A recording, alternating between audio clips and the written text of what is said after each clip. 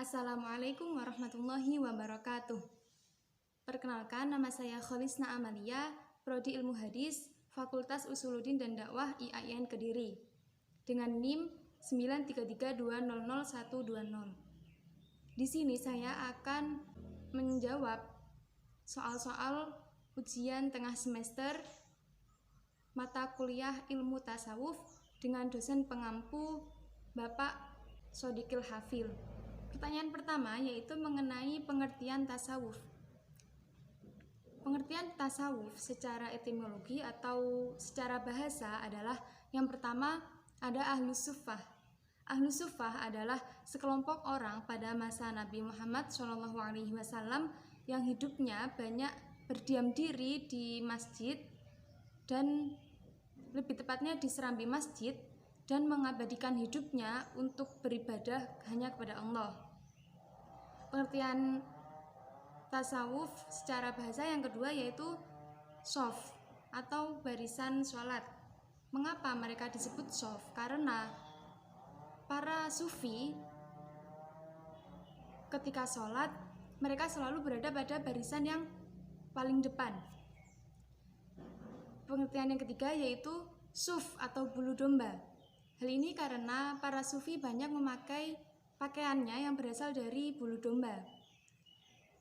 Selanjutnya yaitu ada sofi dari bahasa Yunani yang artinya kebijaksanaan. Sedangkan secara terminologi, tasawuf adalah usaha untuk membersihkan jiwa, memperbaiki akhlak, dan mencapai makom ihsan. Ada pula beberapa ulama yang menyampaikan pendapatnya tentang ilmu tasawuf ini. Salah satunya yaitu Al-Junaidi. Menurut beliau, tasawuf adalah suatu kondisi di mana Allah menjauhkan seseorang dari dirinya sendiri dan menghidupkannya di dalamnya. Maksudnya adalah di dalam Tuhan atau di dalam Allah. Pertanyaan kedua yaitu mengenai objek, sumber, dan dasar-dasar tasawuf. Baik, objek tasawuf.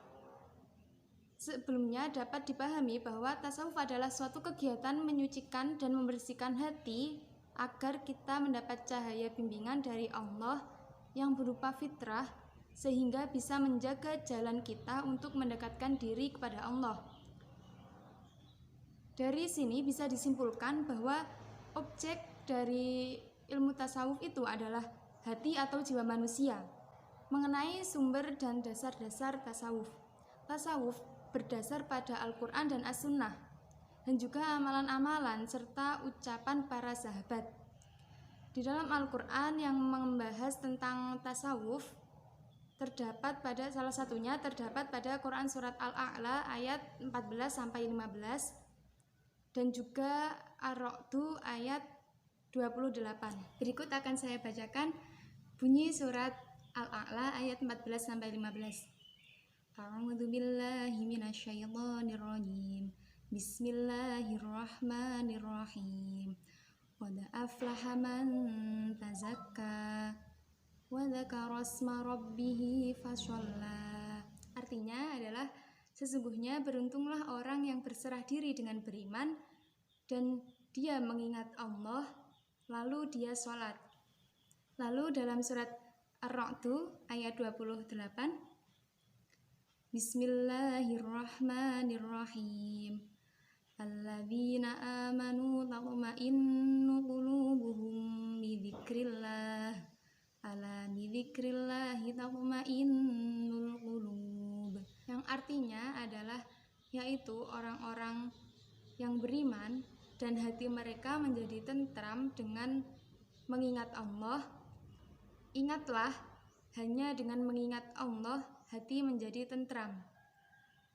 Sedangkan dalam berbagai hadis Rasulullah diketahui hidup dengan sangat sederhana. Beliau tidak makan dan minum selain yang halal dan senantiasa beribadah kepada Allah pagi dan malam. Pertanyaan selanjutnya yaitu mengenai sejarah dan perkembangan tasawuf. Ibnu Jauzi dan Ibnu Khaldun membagi secara garis besar kehidupan kerohanian dalam Islam menjadi dua, yakni zuhud dan tasawuf. Keduanya merupakan istilah baru karena belum ada pada masa Nabi Muhammad dan tidak terdapat dalam Al-Quran kecuali zuhud yang disebutkan dalam Quran surat Yusuf ayat 20 dan itu pun hanya sekali. Istilah populer pada masa Nabi adalah sahabat. Sahabat adalah orang-orang yang terhindar dari sikap syirik dan pola kehidupan jahiliyah, selalu mendengar dan meresapi Al-Quran. Ketika beliau berhijrah ke Madinah, maka ada istilah baru yang muncul, yaitu muhajir dan ansor. Ketika Islam berkembang dan banyak orang yang memeluk Islam, terjadilah perkembangan strata sosial. Maka muncul istilah baru lagi, yaitu qurra, ahlus sufah, serta fuqara. Dari peristiwa Utsman, secara berantai terjadi kekacauan dan kerusakan akhlak. Hal ini menyebabkan sahabat-sahabat yang masih ada dan pemuka Islam yang masih mau berpikir, berikhtiar, membangkitkan kembali ajaran-ajaran Islam, kembali mendengar kisah-kisah mengenai targhib dan tahrib, mengenai hidup zuhud dan sebagainya. Inilah benih tasawuf yang paling awal. Sedangkan perkembangan tasawuf mulai abad yang pertama dan kedua Hijriah, tasawuf di sini masih murni menyucikan diri dari segala dosa dan kesalahan masa lalu. Lalu pada abad selanjutnya, yaitu abad ketiga Hijriah, tasawuf mulai memunculkan perkembangan ilmu akhlak, ilmu jiwa, dan metafisika.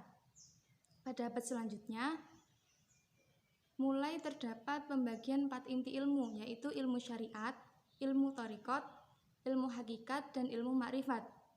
Dalam abad keempat ini juga terdapat suatu sistem yang digunakan sebagai lanjutan pengajaran ilmu tasawuf yang diajarkan oleh para sufi pada abad sebelumnya. Sistem ini dikenal dengan sistem suluk.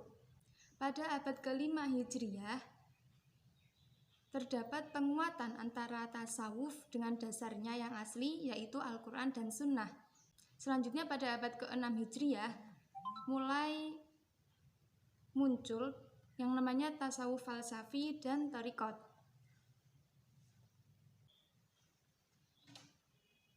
Pertanyaan selanjutnya dalam ujian tengah semester yaitu tentang perbedaan maqamat dan ahwal. Sebelumnya, maqamat adalah tingkatan seorang hamba di hadapan Tuhannya dalam hal ibadah dan riyadhah jiwa yang dilakukannya. Sedangkan macam-macamnya yaitu yang pertama ada zuhud, yaitu mengutamakan akhirat. Yang kedua taubat, yang artinya penyesalan dengan sungguh-sungguh. Selanjutnya ada warok atau berhati-hati, dan ada fakir yang artinya merasa cukup. Lalu ada sabar, tawakal atau yang kita kenal dengan berserah diri. Selanjutnya ada ridho, yaitu rela. Selanjutnya ada mahabbah, yaitu mencintai. Mencintai di sini dimaksudnya adalah mencintai Allah. Dan yang terakhir ada makrifah, yaitu mengenal Allah. Sedangkan mengenai ahwal, pengertian ahwal yaitu suatu keadaan atau kondisi yang dirasakan oleh seorang sufi ketika mencapai makom tertentu. Dalam ahwal terdapat juga macam-macamnya, yaitu yang pertama muhasabah dan muraqabah, yang artinya mawas diri dan waspada. Yang kedua ada al-hub, yaitu cinta. Selanjutnya ada roja dan khauf, yang berarti berharap dan takut. Dan yang keempat merupakan syauq atau rindu. Sedangkan yang terakhir adalah al-uns atau intim. Perbedaan antara maqamat dan ahwal. Maqamat merupakan tahap-tahap perjalanan yang dengan gigih diusahakan oleh para sufi untuk mencapainya. Sedangkan al-ahwal adalah keadaan yang diperoleh sebagai hadiah dari Tuhan. Dan pertanyaan yang terakhir, yang kelima, yaitu mengenai konsep zuhud dalam tasawuf. Zuhud adalah upaya manusia mengalihkan perhatiannya jauh dari dunia. Orang yang bersikap zuhud adalah mereka yang hanya fokus pada kepentingan akhirat atau surgawinya saja. Meski menurut beberapa pendapat juga menyebutkan Zuhud bukan berarti meninggalkan dunia secara seutuhnya. Zuhud dalam kajian tasawuf dikaitkan dengan dunia atau hal-hal yang bersifat keduniaan, yang diartikan sebagai sikap menjauhkan diri dari kesenangan duniawi untuk beribadah. Sekian jawaban dari pertanyaan tadi. Semoga bisa bermanfaat bagi kita semua. Akhirul kalam, ihdinas syiratal mustaqim. Wassalamualaikum warahmatullahi wabarakatuh.